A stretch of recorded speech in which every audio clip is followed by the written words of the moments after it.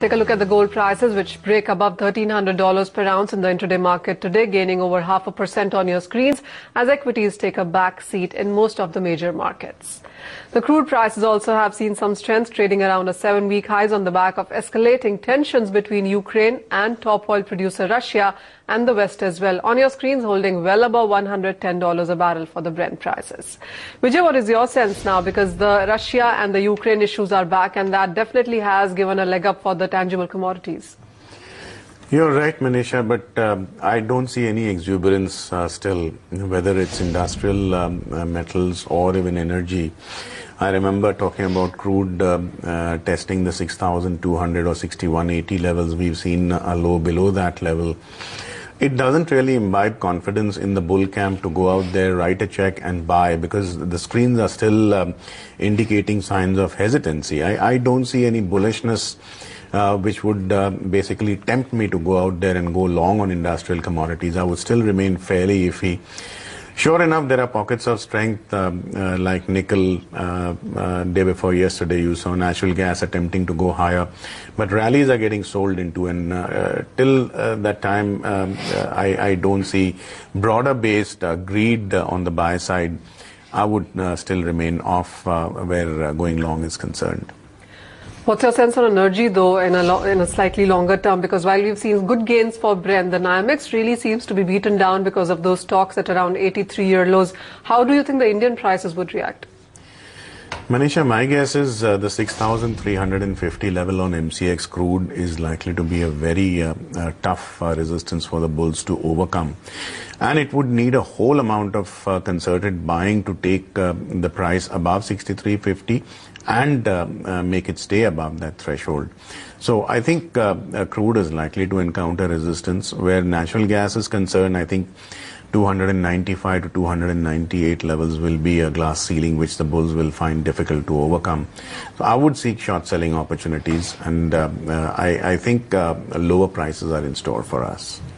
Which the prices have declined quite sharply in the last few minutes, and that's also because of the Indian rupee, because what a turnaround in the last few minutes of trade. We did go all the way above 861, and that's how we were trading as well, but the closing has come nearly 0.5% on the higher side.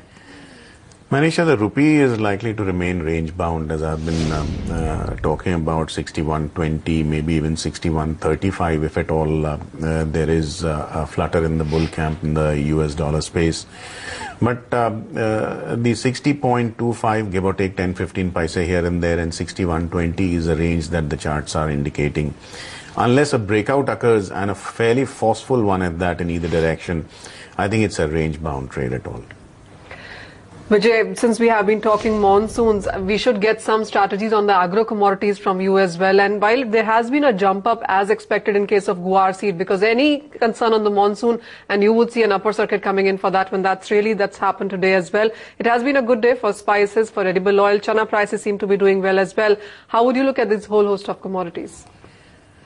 Manisha, traders would be rubbing their hands in glee that prices are going up, but unfortunately this will jack up food price inflation, and over a period of time higher food inflation comes back to bite the financial futures market. So I would not really be surprised to see chana going all the way up to 3,300 plus levels. Sugar again going up by another percent and a half. I think wheat might see some upthrust in the coming few trading sessions, and I would seek buy opportunities on lower levels rather than try and short any of these agri commodities at this point in time. Another one that we have been talking about is wheat, Vijay, and that has seen some correction on the lower side. How much of a further decline would you expect in the next week now? Manisha, 1,510 to 20 will act as a fairly good support for wheat, and at those levels I don't really mind going out there and shopping for some mid and far month futures on the long side. I think the upside potential can span up to 1565 if not 1580. And what's your sense on potato, because that is something that has also seen profit taking coming in? Potatoes, I think the April month futures are giving you only part of the picture here, because we are heading into expiry next week. So the prompt month futures are showing signs of weakness. It's the action in the July and beyond contracts which is basically showing signs of undue exuberance. I would still advocate shorting potatoes at higher levels. If at all I get another 2.5% blip up on the August or September series, I don't mind really taking short positions.